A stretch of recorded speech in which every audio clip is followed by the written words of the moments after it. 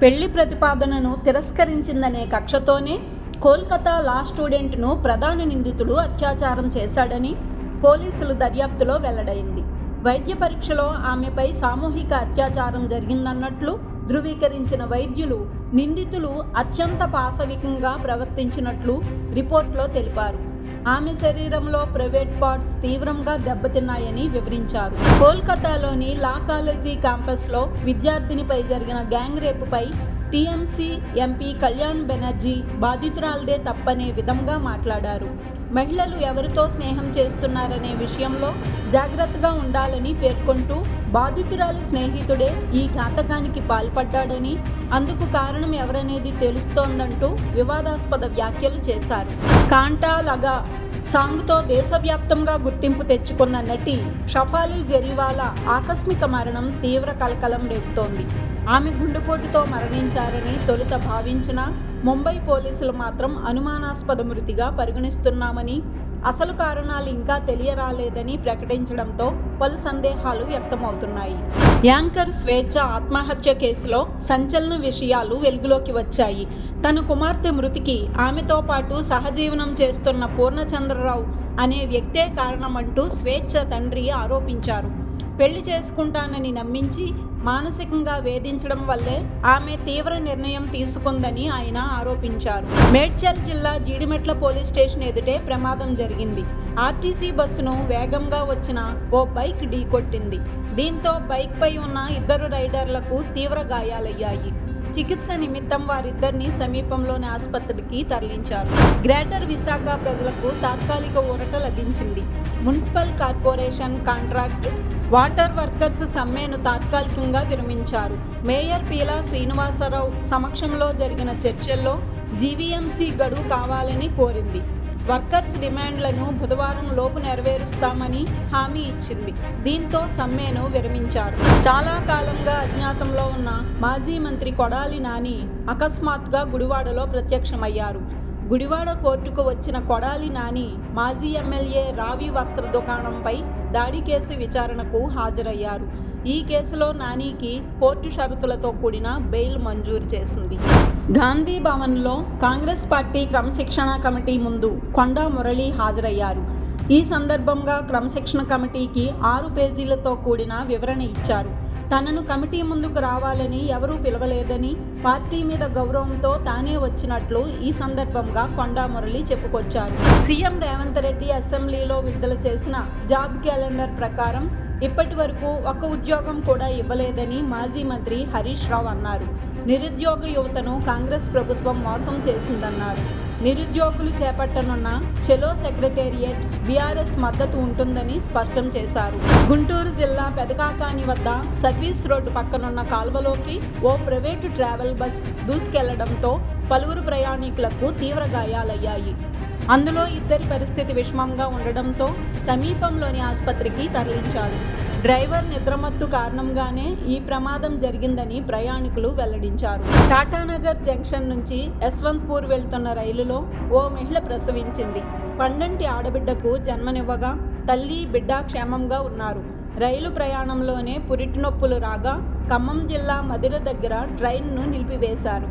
Railway సిబ్బంది సాయంతో మహారాష్ట్రకు చెందిన మహిళ ప్రసవించింది. అహ్మదాబాద్ విమాన ప్రమాదంలో మరణించిన వారి మృతదేహాల అప్పగింత పూర్తయింది. చివరి మృతదేహాన్ని కూడా గుర్తించిన అధికారులు కేవలం 2 వారాల్లోనే ఈ ప్రక్రియను పూర్తి చేసి రికార్డు సృష్టించారు. ఈ ప్రమాదంలో మొత్తం మృతుల సంఖ్య 260 కాగా వీరిలో 19 మంది ప్రమాదం జరిగిన ప్రాంతంలోని స్థానిక నివాసితులని అధికారులు వెల్లడించారు. ప్రధాని మోదీ జూలై మొదటి వారంలో జరిగే బ్రిక్స్ సమావేశాల కోసం బ్రెజిల్ వెళ్లనున్నారు. ఈ క్రమంలో జూలై 2 నుంచి 9 వరకు 5 దేశాలలో పర్యటించనున్నారు. 8 రోజుల పర్యటనలో భాగంగా బ్రెజిల్తో పాటు Ghana, Trinidad Tobago, Argentina, Namibia దేశాలను సందర్శిస్తారని విదేశాంగ మంత్రిత్వ శాఖ వెల్లడించింది.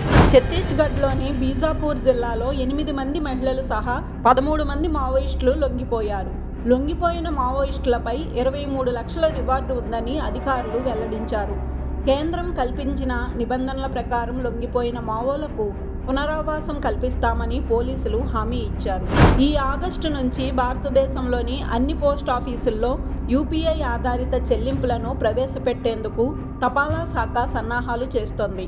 ఈ మార్పుతో వినియోగదారులు పోస్టల్ సేవలకు సులభంగా, సురక్షితంగా క్యూఆర్ కోడ్ ద్వారా చెల్లింపులు చేయవచ్చని సంబంధిత అధికారులు వెల్లడించారు.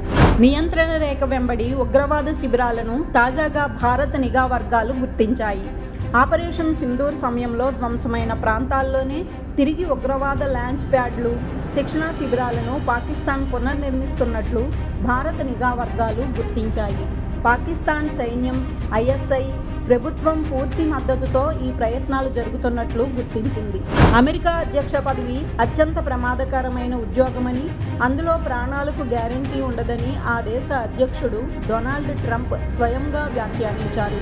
ఈ పదవిలో ఉండడం ఎన్నో సవాళ్లకు కూడుకున్నదని, ప్రమాదకరమని తెలిపారు. కార్ రేసింగ్ లేదా బుల్ రైడింగ్ వంటి ప్రమాదకరమైన క్రీడలతో అధ్యక్ష పదవిని పోల్చారు. ఇరాన్లోని కీలక అణు కేంద్రాలపై ఇటీవల నిర్వహించిన ఆపరేషన్ మిడ్నైట్ హ్యామర్లో అత్యంత శక్తివంతమైన బాంబులను ప్రయోగించినట్లు అమెరికా అధికారులు వెల్లడించారు. ఫోర్డో మరియు సంతాజ్లలోని అణు స్థావరాలపై బంకర్ బస్టర్ బాంబులను వాడామని, ఇస్ఫహాన్ అణు కేంద్రాన్ని ధ్వంసం చేయడానికి మరింత శక్తివంతమైన బాంబులు వాడామని వివరించారు. అమెజాన్ వ్యవస్థాపకుడు జెఫ్ బెజోస్ తన ప్రియురాలు, మాజీ న్యూస్ యాంకర్ లారెన్ సాంచెజ్తో కలిసి కొత్త జీవితంలోకి అడుగుపెట్టారు. సుందర నగరం వెనీస్లో వీరి వివాహం వైభవంగా జరిగింది. ప్రపంచవ్యాప్తంగా ఉన్న సంపన్నులు, ప్రముఖులు ఈ వేడుకకు హాజరయ్యారు. గోవా బ్యూటీ ఇలియానా రెండోసారి తల్లి అయ్యారు. ఈసారి కూడా ఆమె మగబిడ్డకు జన్మనిచ్చారు. తన కుటుంబంలోకి వచ్చిన కొత్త సభ్యుడిని పరిచయం చేశారు. కియాను రాఫే డొలన్కు స్వాగతం అంటూ సోషల్ మీడియా ఖాతా ద్వారా అభిమానులతో తన సంతోషాన్ని పంచుకున్నారు. భారత జావెలిన్ త్రో స్టార్, ఒలింపిక్ స్వర్ణ పతక విజేత నీరజ్ చోప్రా తన సత్తాను మరోసారి ప్రపంచానికి చాటాడు. పురుషుల జావెలిన్ త్రో ప్రపంచ ర్యాంకింగ్స్లో తిరిగి నెంబర్ 1 స్థానాన్ని కైవసం చేసుకున్నాడు. వరల్డ్ అథ్లెటిక్స్ విడుదల చేసిన తాజా ర్యాంకింగ్స్లో నీరజ్ చోప్రా 1445 పాయింట్లతో అగ్రస్థానంలో నిలిచాడు. ఆటగాళ్లు తప్పు చేస్తే శిక్షిస్తున్నప్పుడు అంపైర్లకు ఎందుకు జవాబుదారీతనం ఉండదని వెస్టిండీస్ కెప్టెన్ రోస్టన్ చేజ్ ప్రశ్నించారు. ఆస్ట్రేలియాతో జరిగిన తొలి టెస్ట్ మ్యాచ్లో ఘోర పరాజయం పాలైన తర్వాత మాట్లాడుతూ, ఓటమి కంటే ఎక్కువగా అంపైరింగ్ నిర్ణయాలపైనే బాధ కలుగుతోందన్నారు.